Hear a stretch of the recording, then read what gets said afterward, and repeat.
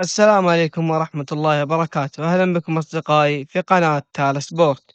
موعد معلقين مباراة الهلال السعودي والشرط العراقي الجولة الخامسة من دوري أبطال آسيا للنخبة فاني 25 2026.